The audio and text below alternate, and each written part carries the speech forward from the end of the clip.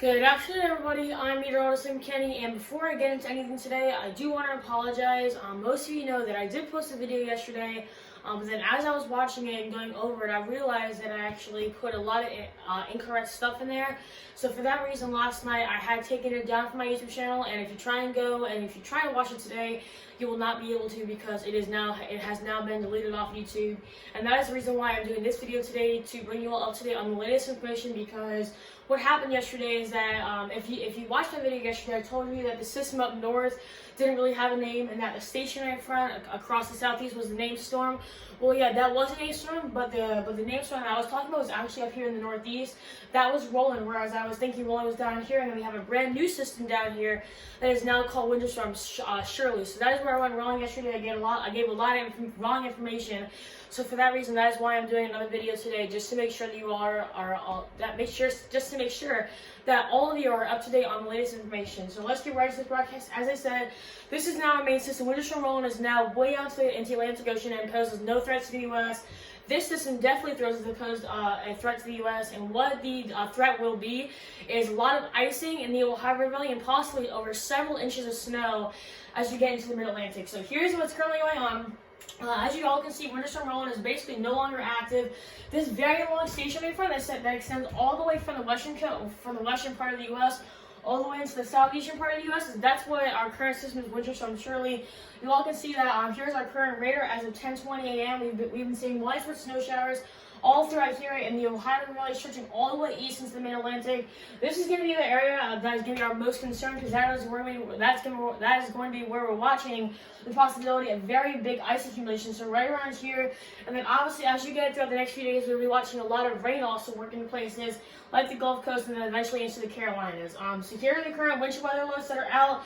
You all can see that we do have ice storm warnings stretching now from Little Rock, Arkansas, all the way now to just to the west of the border line of Kentucky and also West Virginia. So basically anywhere to the south of Paducah, south of Lexington, Kentucky, just to the north of Nashville, Tennessee, we do have ice warnings. And what that means is that definitely be ready for a lot of ice accumulations and a lot of winter weather, and definitely be ready for the for the road conditions to not be good. So if you do have to be on the road throughout the next few days, just please be careful, because there possibly can be some ice accumulation on the road. So definitely a very dangerous situation. As you go into the winter weather advisory, Dallas, Texas, you are in this. Tulsa, Oklahoma, you're in this. Springfield, Missouri, you're also into this. Just to the north of Paducah, Tennessee, you are also in that. And then stretching now into the Washington, D.C. metro area, we also do have some winter weather alerts there too.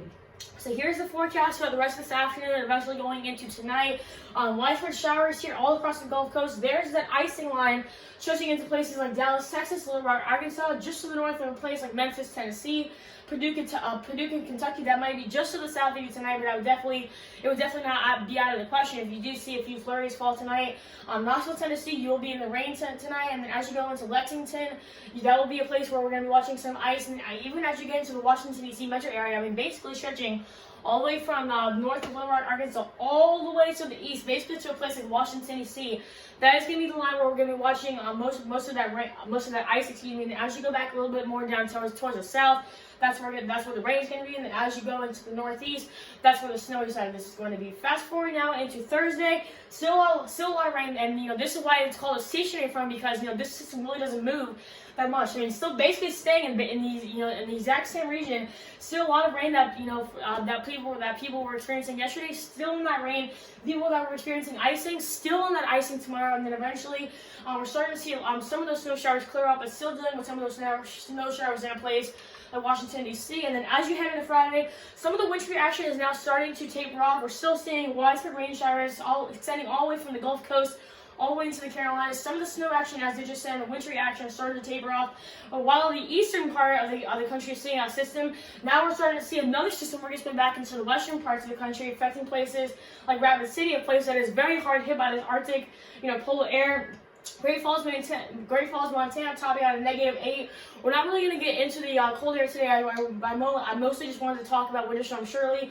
We might be able to talk about this cold air coming out in just a few days, but I really wanted to focus on our main system right here.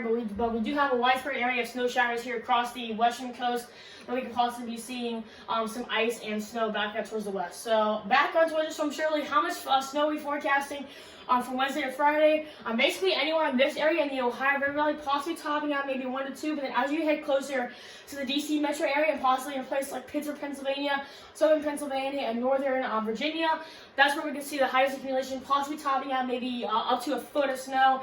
And then how great is your chance of getting a 10th of an inch of ice basically through Thursday night? As I said, stretching from Little Rock, Arkansas, all the way basically to Charleston, West Virginia, a very high chance, possibly seeing even greater than a 10th of an inch of ice, possibly getting to the quarter or maybe half an inch mark. So basically anywhere in this area, a very good chance of seeing at least some icing fall throughout these next few days. So that is all I have for you all today. Thank you all so much for watching and trusting me to bring you all up to date on the latest information possible. Once again, I deeply apologize for yesterday's video. I know I had a lot of wrong information. If you did watch it yesterday, just completely erase it from your mind and just focus on this broadcast, because I promise you this broadcast has accurate information unlike yesterday's video. If you are wondering, I will be posting several more videos throughout the next few days, bringing you all up to date on the latest information on this system. But all I ask of you is that you're please staying tuned to my YouTube channel and my website, because I post daily announcements on that website telling you all what my latest video is going to be and great stuff like that.